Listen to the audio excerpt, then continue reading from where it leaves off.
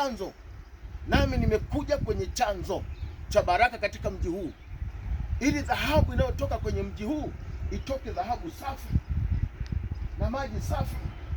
Na ndio maana niko hapa na ninatangaza kwamba ile mamlaka iliyokuwa inamiliki maji, iliyokuwa inamiliki vyanzo hivi, kuanzia leo hiyo mamlaka haitamiliki tena kwa jina la Yesu Kristo wa Nazareti. Ninaikemea kwa mamlaka ya jina la Yesu madhabahu iliyokuwa inamiliki vyanzo vya maji na ambavyo ni vyanzo vya baraka katika nchi yetu ya Tanzania. Maana wanapofanikiwa Watanzania hawa wachache wanasababisha na Watanzania wengine wafanikiwe. Hakuna anayeweza kumiliki pesa peke yake. Kila mtu anapata pesa, zinakwenda kwa mwenzake, zinakwenda kwa mwenzake. Na ndivyo ilivyo. Vyanzo hivi vitasababisha Tanzania inuke, vitasababisha Watanzania wapate, maana ni chanzo cha baraka. Na mimi natangaza leo, hakutakuwa na utawala wa shetani tena kwenye eneo hili, kama Mungu aishivyo, kwa jina la Mungu Baba na Mwana na Roho Mtakatifu. Eneo hili limekombolewa, sio vyanzo vya kishetani tena, sio vyanzo vya umasikini tena, sio vyanzo vya watu kuto kufanikiwa, ni vyanzo vya watu kufanikiwa kama Mungu aishivyo. Enyi madhabahu, mnisikie, maana ninajua ni mpo. Labda niwaambie tu kidogo wapendwa, haya maji, nyoka yupo mkubwa sana kunywa maji eneo hili. Ukiliona hili eneo hili, tumekaa kwenye eneo danger sana, ambalo kibinadamu ni vigumu kuingia. Ni eneo linatisha, hakuna mwanadamu anapita huku. Ni maeneo ambayo ni hatari, lakini tumefuata vyanzo, tumekuja huku ili kupambana na madhabahu ambazo zinamiliki, zimeshikilia baraka zetu. Haya maji yanakunywa nyoka na wanadamu wanashindwa kuja hapa. Hivi leo mwenyeji wangu na yeye anashangaa haya maji kuyakuta huku. Wanasema walivyokuja kusurvey hayakuwepo, huwa hayaonekanaji, maana ni special kwa ajili ya kunywa huyo nyoka. Lakini leo kwa sababu Mungu ametukamatia eneo hili, tumeyakuta maji.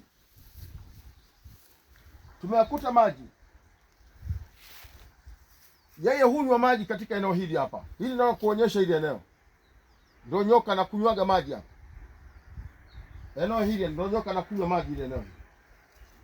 Ambaye ndio mtawala wa maeneo haya, ndio amewekwa kukamata zile baraka zetu. Anakunywa baraka zetu kabla hazijatufikia sisi kule. Na sisi tumeongozwa, tumeweka pale chini, tukapanda juu zaidi, tukakuta maji hapo huku juu zaidi. Aishivyo Mungu mtakatifu, maji haya yamekombolewa kuanzia leo. Na nimetangaza katika msitu huu kwamba madhabahu iliyokuwa inatawala kwenye msitu, iwe ni ya mizimu, iwe ya kichawi, iwe ya kuzimu kwa shetani, haina mamlaka tena kwenye eneo katika jina la Yesu Kristo wa Nazareti aliye hai. Hili eneo limekombolewa tayari. Dhahabu zinainuka nyingi za kutosha. Watu wanakwenda kufanikiwa. Watu wakachimba na kupata dhahabu za kutosha. Maana eneo lote hili ni dhahabu. Watu wachimbe dhahabu na wazipate kwa jina la Yesu.